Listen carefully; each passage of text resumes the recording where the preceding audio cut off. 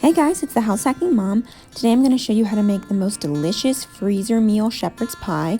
And we're going to start by peeling and chopping 4 to 5 pounds of russet potatoes. And then you're going to put them in a pot and boil them until they're tender, about 10 to 15 minutes.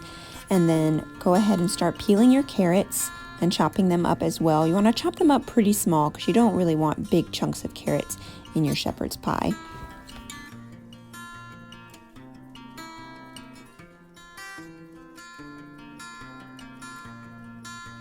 And then you're going to wash and trim 8 ounces of white mushrooms, and you're going to chop them up pretty small as well, especially if you're going to be serving this to small kids.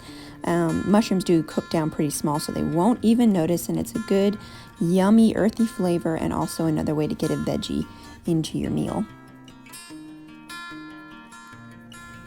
And then you're going to smash really well and peel and then mince 4 good-sized cloves of garlic, and you're going to want to mince it really nice and small.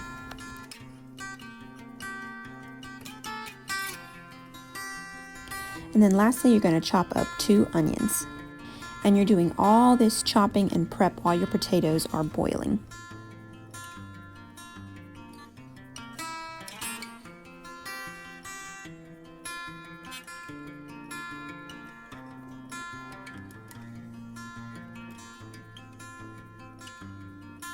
And then for your potatoes, we're going to make a milk and butter mixture.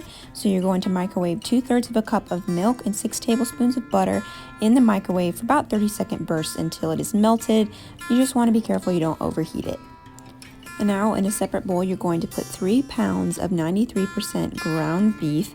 And you want to make sure it is that level of lean beef because otherwise this dish can turn out a little bit greasy.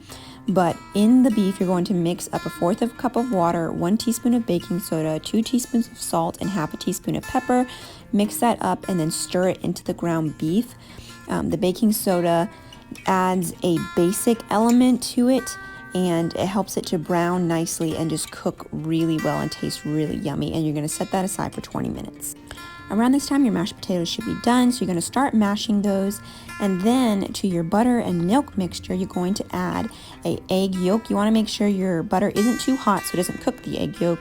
Mix it up really well and then stir that in or mash it in to your mashed potatoes until it's nice and smooth and yummy. And then once that's done, you're going to transfer your potato mixture to a large Ziploc bag and set it aside for later.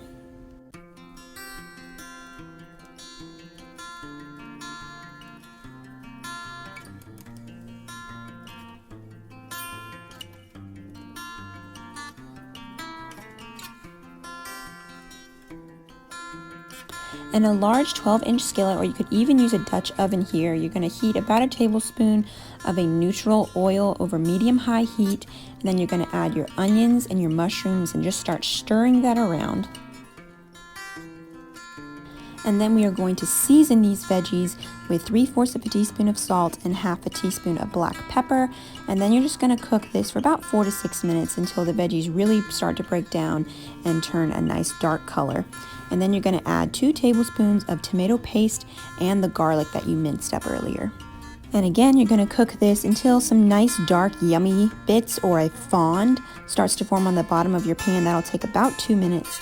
And then you're going to deglaze the bottom of your pan with 4 tablespoons of red wine, or you can also use beef or chicken broth if you don't have wine. And you're just going to scrape all those yummy bits off the bottom of your pan. And then you're going to add 4 tablespoons of flour and then just stir that up nicely to combine. And then lastly, you're going to add in your beef or your chicken broth. It will be about 2.5 cups. And then add 4 teaspoons of Worcestershire sauce.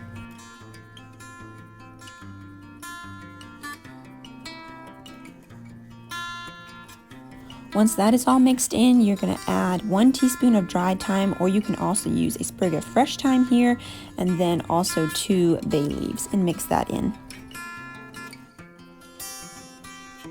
And now you're going to add in your carrots. You're going to stir that in well, and then after this, you're going to be adding in your beef in about 2-inch large chunks. And cooking the beef this way just helps it to stay tender and so that it does not overcook. And then you're going to cover it for 5 to 8 minutes and then you're going to pull apart those large chunks with a fork, and then you're going to recover it and cook again until the beef is cooked through, about another 5 minutes. Once the beef is all the way cooked through, you're going to stir together 4 teaspoons of water with 4 teaspoons of cornstarch, and then pour that into your beef mixture, and that's going to help thicken your sauce. After about 1 minute, once your sauce has thickened up a little bit, you can turn off the heat, and now you're going to transfer it to your freezer container. And I just chose a large deep dish container, but you could also use a large square container. It does not have to be this deep. Now you're going to pipe on top of your beef mixture those wonderful, yummy potatoes. And the reason you pipe it is so that it just helps it to keep an even layer and also helps keep it from sinking into your beef mixture, which you don't want. And then you're just going to use a fork to kind of even it out and create those really yummy ridges, because this is going to go under the broiler. So those ridges are going to crisp up and get all nice and yummy brown. So you're just going to cover this with tin foil and then put it straight into the freezer, and then you can thaw it in the fridge overnight and then just bake it at 350 until it's warmed through, and then put it under your broiler for 10 to 15 minutes until those potatoes crisp up and get nice and yummy. Enjoy!